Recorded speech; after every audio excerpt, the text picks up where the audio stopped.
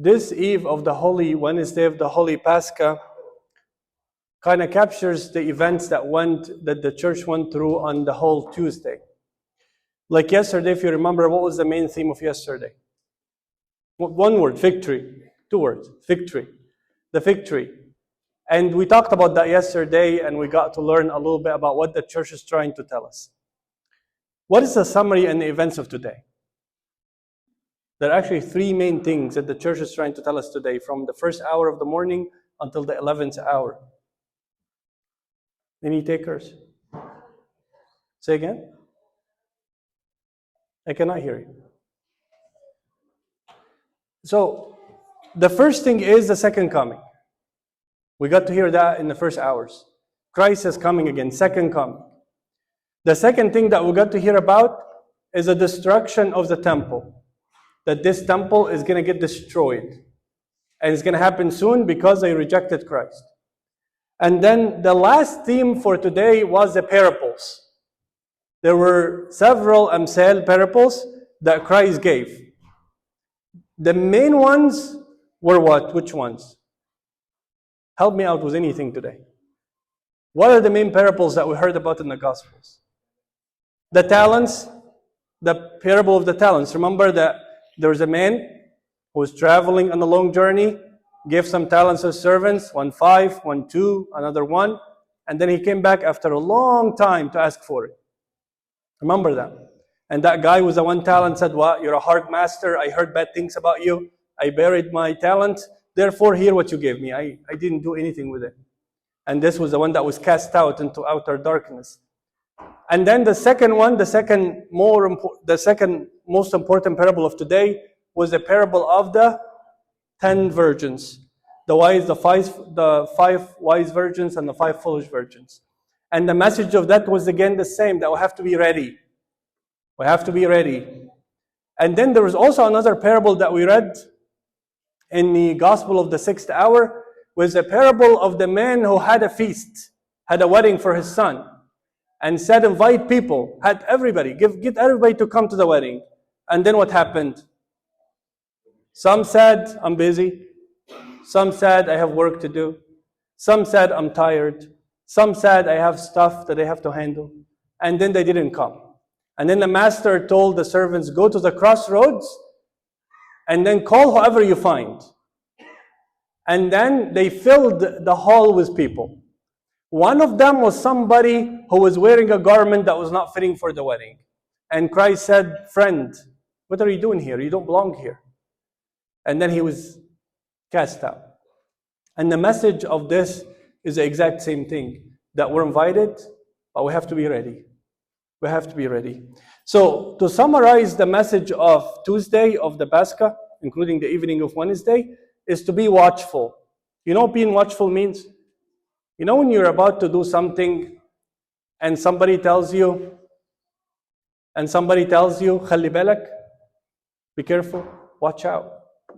Watch out. But not watch out like watch out. Watch out like watch out. There's something bad could happen. There's something that could get you.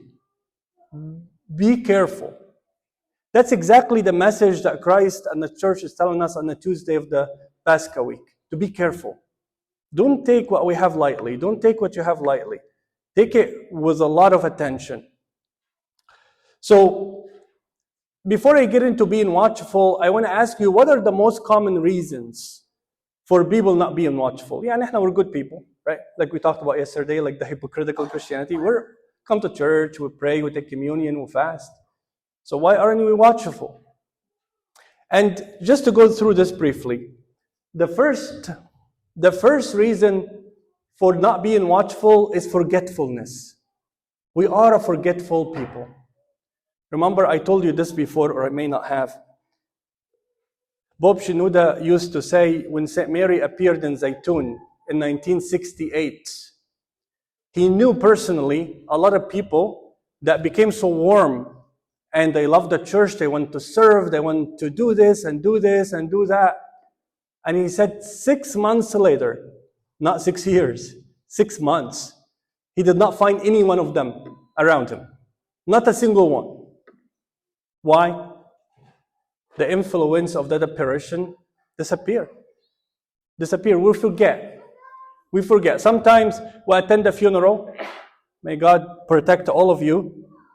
And then, especially a funeral for a young person, and you can see the effect that funeral has on anyone. And people would even come to me and say, Abuna, this is the greatest sermon without words to us. They say that, which is true. That's a sermon for us to know that life will end suddenly, no matter who you are or how old you are. And then 3 days later, we're exactly the same people that we were before the event. Nothing changes. So forgetfulness, we're forgetful. We forget quickly. We forget quickly.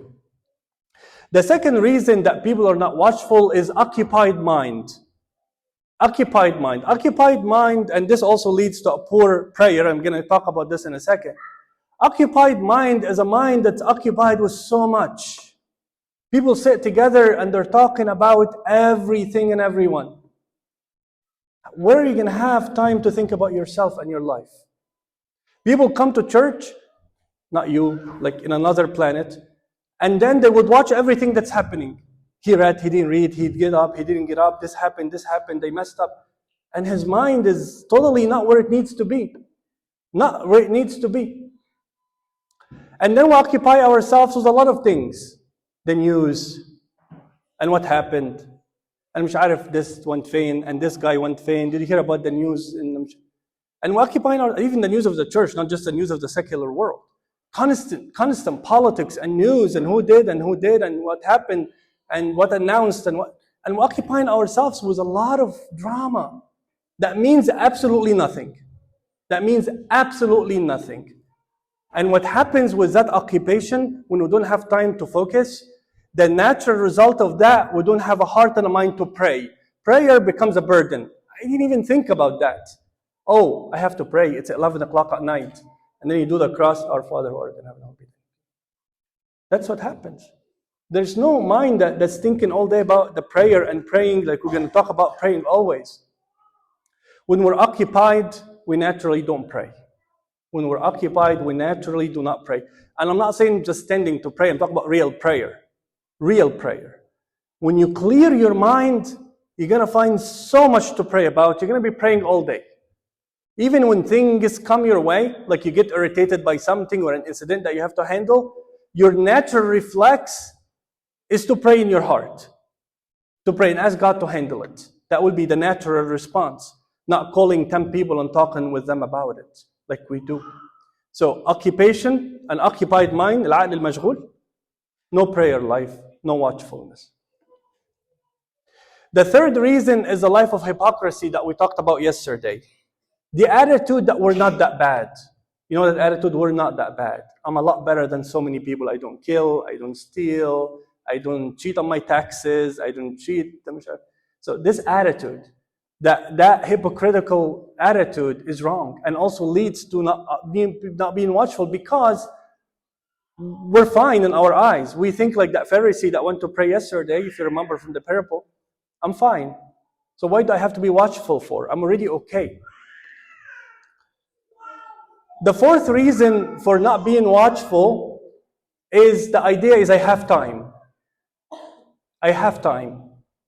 Yeah, I still have time. I'm 40 when I'm 80. I'm 20 when I'm 30. I'm 15 when I'm 30.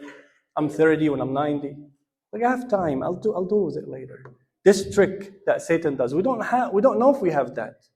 We do not know if we have that much time. Remember that story in the paradise when Satan appeared to one of the monks who was praying really hard and being ascetical, and told him, "Why are you working so hard? You know you still have 20 years before you die. You still have 20 years." You remember? What did the monk tell him? "Really, I only have 20 years? I thought I have 50. So I have to pray harder because I only have 20 years." So this attitude that we need to have, not that we have plenty of time, we'll deal with it later. There's no later, there's only now. This is what Christ said in the parable, "My master will delay his coming." That's the attitude. My master is coming later. I'll worry about it later when it comes. The fifth reason that people are not watchful is they don't think for what's at stake. What is there to be lost? What is there to be gained? Like, remember the story of the 40 martyrs of Sebaste? Remember the 40 martyrs of Sebaste? When 39 jumped in the pool and died, and then one scared and left, when the guard saw what's at stake, what was at stake? The angels coming from heaven and crowning the martyr, 39 martyrs. The guard, who is pagan, he jumped in the pool to take that crown because he knew what's at stake. If we put that crown in our head and think about it, we know what's at stake, then we're going to struggle to be holy. We're not going to watch what we're not supposed to watch. We're not going to talk about what we're not supposed to talk about. We're not going to do things that we're not supposed to do because there's so much at stake. We're going to be watchful. We're not going to be taking this very lightly. The sixth reason, and that's very common, especially when we talk to each other, is that God is too kind. You know, God, like they say, is just like a teddy bear. You know, no matter what we do, God is so kind and He will never do anything bad, and God is so merciful. And we forget that the same book tells us what? The wrath of the Lamb. The Lamb that's slain, He has a wrath that's to come. How are we going to handle the wrath of the Lamb? And say when that Lamb is wrathful, the Lamb, the little Lamb, is wrathful, we're going to say to the mountains, fall on us, and the hills to cover us from the wrath of the Lamb and Him who sits on the throne. How are we going to make peace between the kindness and the justice? We have to think about the Lamb. He's a Lamb, but when He's wrathful, what are we going to do? So the wrath of the Lamb, we have to remember that. The Lamb is a Lamb, but when the time runs out, it's going to be a wrathful Lamb, and we need mercy. Okay? So we cannot just count on the mercy of God. Yes, the mercy of God is the door to heaven. But when you use that mercy, not when you use it as a spare tire that you can use it later. When you use it now, Lord, have mercy on me, a sinner, then you use that mercy. But when you don't even use that and don't think about it, then you're not going to benefit from that mercy. The seventh reason is the same, that God will hear no matter what. And I'm going to answer that for you in a second. There's times when God is not going to hear. And Isaiah even said that to us. There's a time when God is not going to hear. My beloved is gone and I can't find him. Yes, we have the expectation that God is just sitting there, and I'm sorry to say this, that's our mind. That God is just sitting there, keep saying, come to me, and it's our kindness that we come to Him to the Pascha, and we come to Him one liturgy a week, and we work a little bit harder in the church, and we serve. We're doing Him a favor. And God is that, may God forgive me for saying that, is that old man that we're just being nice for paying attention to Him. This is not God. We're the ones who are lucky to be here. We're the ones that are gaining everything to be here. His all in all. So this attitude have to be fixed. We're the ones lucky to be standing right here in this Pascha and saying Thok Tetigom and looking at the crucified Lord, because we're the ones who are saved. We're the ones benefiting, not God. We are the ones. The eighth reason for not being watchful is weak faith. That sometimes we don't know it, we don't acknowledge it, we don't think about it, but our faith is so shaky. We don't really come to terms with why my faith is so weak. What do I need to do? Why am I not asking God to give me faith? Remember the father of that kid who was demon possessed, and the demon used to throw him in the fire, and they would tie him with the chains, he would cut the chains. He said, Lord, Christ told him, if you believe, everything is possible to him who believes. And what did he say? Lord, I believe, help my unbelief. I believe, help my unbelief. The ninth reason for not being watchful is not having alone time. We must all have a time for ourselves. We must sit with ourselves every day. And even the first homily of the Holy Week for Saint Shenouda the Archimandrite was to sit with yourself every day. So at the end of the day, that's Saint Shenouda the Archimandrite. He said, at the end of every day, sit with yourself and think about what you have done. Think about your guardian angel. He said, every Christian who is baptized have a guardian angel that carries his works up to heaven. Not that God doesn't know, it's because that guardian angel is assigned to help you on your salvation. Think about what you have done every day. And the last reason for not being watchful is that attitude that we are the sons of Abraham. You know that means we're Coptic, we're Orthodox. I mean, there's no way we're going to perish. I mean, we're much better than so many others who are not even baptized. This is exactly what the Jews thought. We're the sons of Abraham. And Christ told them what? Do not say that you are the sons of Abraham and you have a favor with God because of it. God is able to raise from the stones sons for Abraham. We do not have any privilege. We have no privilege. Do not ever stand in front of God with a privilege. We have no privilege. If we're Orthodox, we have that more responsibility to bear. So St. Paul tells us in Ephesians, redeeming the time because the days are evil. If you keep reciting that verse to yourself every day, it's going to make you watchful. Redeeming the time because the days are evil. The days are evil and we have to watch out for our time. The second thing is we have to seek Him when He may be found. You know, today is the day. Not tomorrow and not next week and not when I'm 45 or not when I'm 55. Isaiah 55 tells us, seek the Lord while He may be found. Call you upon Him while He is near. Let the wicked forsake his way, and the unrighteous man his thoughts, and let him return unto the Lord. He will have mercy upon him and to our God, and He will abundantly pardon. He will forgive so much that you're like, oh my God, God forgave me all this? God gave me all this forgiveness, I can't believe it. Lastly, St. John Chrysostom, when he commented on that parable, the parable of the wise virgins, and the parable of the feast, and the parable of the talents, that's what he said. And I'm going to read slowly, but try to get the idea here. He said, let us hear then these words. As we have the opportunity, let us help on our salvation. He's saying, we have the chance now. Let's take advantage of that while we still have the chance. Let us get oil for our lamps now. Let us labor to add to our talent now. If we be backward and spend our time in sloth here, no one will pity us anymore hereafter. He's saying if you ruin your chance here, you're not going to have mercy or pity after that.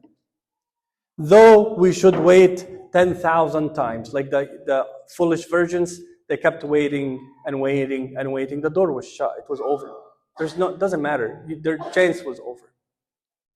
He also that had on the unclean garments condemned himself and profited nothing. He also that had that 1 talent restored that which was committed to his charge and yet was condemned. The virgins again entreated and begged and came unto him and knocked, and all in vain and without effect. Remember that the foolish virgins, they kept waiting and praying and seeking and knocking and entreating, and it didn't mean anything. It was too late. Christ Himself gave us the solution when He talked about this in the Gospel of St. Luke. He said, watch therefore and what? Pray always. Exactly what we talked about. Watch therefore and pray always, that you may be counted worthy to escape all these things. Can you imagine? Christ told you what you have to do. For you to really accomplish this, watch and pray always that you may escape all this. And listen to the next one. And to stand before the Son of Man. Stand before the Son of Man when? On the cross? On the throne. Second coming. When you pray always, you're going to be watchful and you're going to be able to stand before the Son of Man. In the absolution of the 9th hour, we normally say, God grant us to live that way, a holy life, that we may be able to stand before your throne without shame. Without shame. So keep thinking about this. How am I going to stand before that throne without shame if I'm not watchful, if I'm not paying attention to everything that I have to do? May God grant us to be watchful, and glory be to God forever and ever. Amen.